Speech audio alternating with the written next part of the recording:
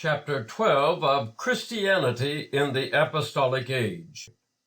Christianity in the Apostolic Age by George Purves. Part 3. Judaic Christianity. 1.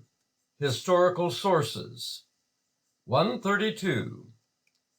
To the phase of apostolic history included in the following part, the book of Acts contributes the account of the council at Jerusalem, chapter 15, verses 1 through 35, and that of Paul's reception by James and the elders at the close of his third missionary journey, chapter 21, verses 18 through 21. With the former is to be compared Galatians 2. Their harmony will be discussed in the course of the following narrative. 133. For the general character of Judaic Christianity, the leading authority is the Epistle of James. While Origen is the first known writer to cite this book by name, the evidence of its use goes back to the Apostolic Age itself. It was used by Clement of Rome, A.D. 96, and Hermas, about A.D. 140, and acquaintance with it is clearly disclosed in the first epistle of Peter. Compare 1 Peter chapter 1, verses 6 and 7, and James chapter 1, verse 2, 1 Peter chapter 1, verse 24, and James chapter 1, verses 10 and 11. 1 Peter chapter 1, verse 25, and James chapter 1, verse 18. 1 Peter chapter 2, verse 1, and James chapter 1, verse 21. 1 Peter chapter 5, verses 5, 6, 8, and James chapter 4, verses 6, 7. 1 Peter chapter 4, verse 8, and James chapter 5, verse 20. It belongs, therefore, to the earlier part of the Apostolic Age, and its contents point to a date before the controversy about circumcision had begun. There is no allusion to the relation of Gentiles and Jews in the Church. The difficulties and faults contemplated in it lie wholly in the sphere of Jewish life. In the communities addressed, believing and unbelieving Hebrews mingle, chapter 2, verses 1 through 18, and the writer's teaching about justification, chapter 2, verses 14 through 26, is not directed against Paul's doctrine, for the two, in reality, coincide. Compare Galatians chapter 5, verses 6, 14, 22, 23. Chapter 6, verses 9, 10, Romans chapter 6, verses 12, 13. Nor against a current misrepresentation of Paul, for then he would have stated his view more fully, but is best explained as directed against a formal intellectual faith which was, as Pharisaism shows, a besetting sin of Judaism. These features comport best with a date before the council at Jerusalem, say A.D. 45 through 50. The author describes himself simply as James, a servant of God and of the Lord Jesus Christ. And this title, as well as the whole character of the epistle, supports the view that he was the well-known brother of the Lord. 134.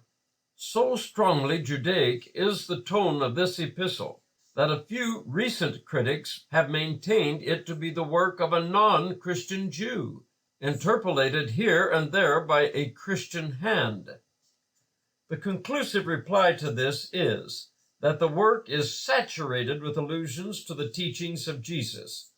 For example, verses 1, 2, 4, 5, 9, 12, 20, chapter 2, verse 18, chapter 3, verse 1, chapter 4, verse 10, chapter 5, verses 2, 8, 10, 12, and other Christian ideas.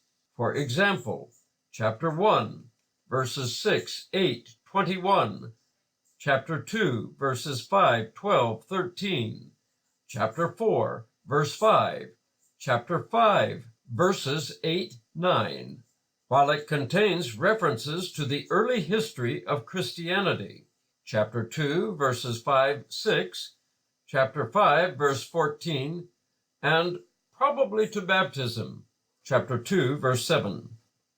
Moreover, an interpolator would certainly have introduced more frequent mention of Jesus than the two cases which alone occur, chapter 1, verse 1, chapter 2, verse 1.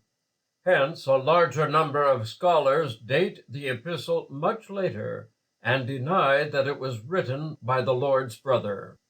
It is said that it lays no stress on the ceremonial law, such as James would have done, that the worldliness which it reproves is inconceivable at a very early date, as is also the absence of allusions to Christ and to his teaching about the fatherhood of God and the kingdom of heaven.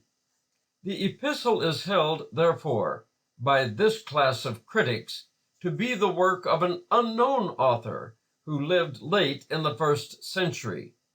He was not addressing Jewish Christians in particular, but expresses a legalistic type of Christianity which, it is said, widely prevailed outside of Pauline circles after the work of Paul had been concluded. These criticisms, in turn, are not well-founded.